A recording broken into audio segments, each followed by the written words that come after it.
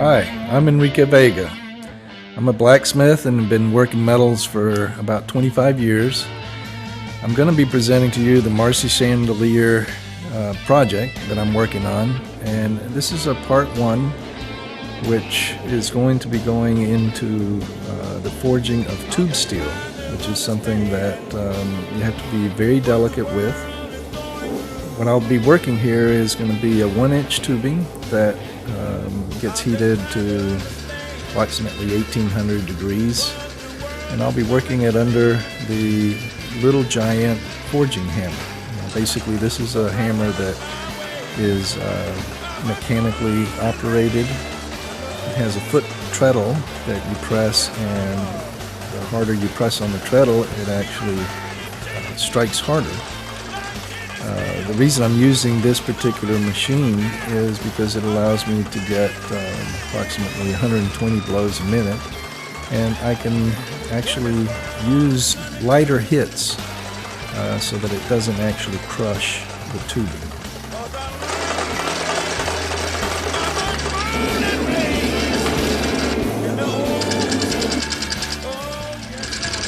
This is a section here that is, we're getting ready to draw it down and actually fuller it out to create a detail on the very end of the piece.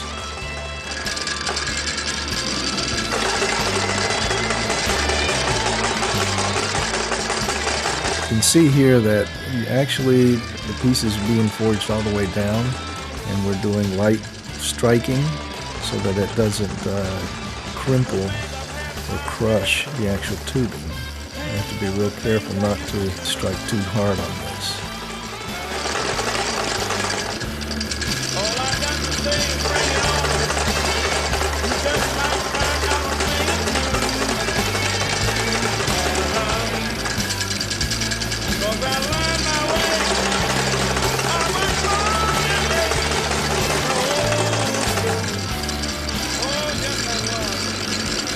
We retake another heat here, and now we're going to a foot-operated treadle hammer. This is not a mechanical hammer, and actually the strike is done with a foot. And I'm using a chiseled fullering tool to actually create little indentations on the very end of this piece.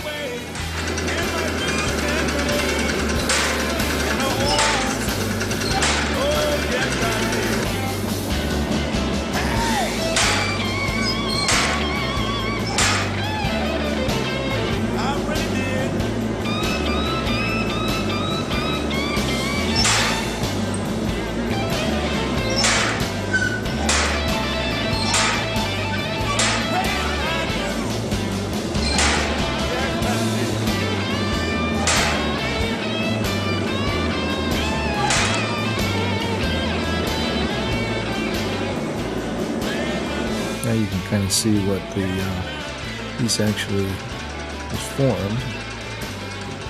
Again, this is all hand work, so you're going to find that things are not exactly perfectly aligned, but we try to keep things properly aligned so that as we work and do other processes, the piece doesn't get totally disfigured. Alright, so now the piece has been pretty much textured, drawn out on the end, and we're bringing it over to a jig that I made on my work table that has the spiral form for the arms on the chandelier. What I'm doing is, as I'm wrapping the piece, I'm putting clamps on it to hold it and keep it from bowing back out. Once you get going here, things are fairly simple. You don't want to move too quick, but as you're wrapping the piece, you want to make sure that it seats into the jig.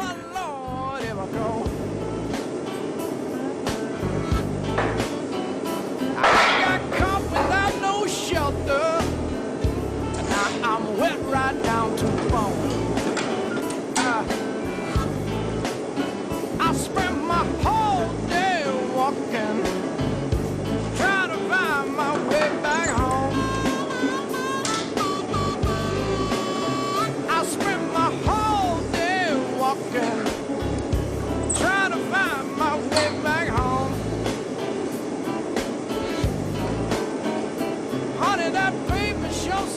Probably when this is over with, you'll have, on this first heat that we're doing, there'll probably be 6 different clamps that get put on in place. If I had a helper, I would have heated the whole section up and done it on one heat. But since I'm working by myself, I decided to break this down into 2 parts. And this is the very first part of it, which is the major C-scroll portion of it.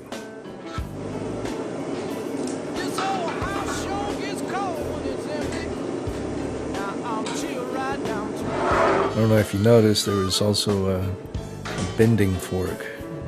This is it right here, that I use whenever I'm getting near the end, or I'll actually be using it more on this next thing. And it actually helps in giving you some leverage in forcing the piece in.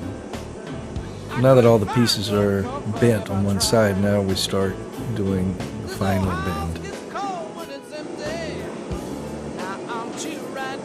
And this piece is placed back into the jig in the proper location, and there's a couple of clamps that are placed on it so that it holds it into place while I finish doing the forming. Now I can't very well hold the end of the piece and pull it like I did the other section, so this is where this bending fork comes in handy. And the bending fork has got several different heads on it for different size materials that you can turn and use at different times.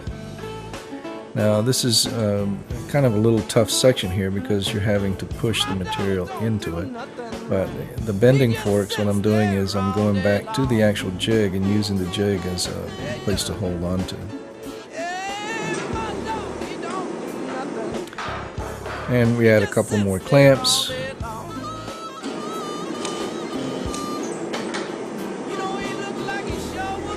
Oops, didn't quite bend enough, so I'm going to come back here and do a little more tweaking here.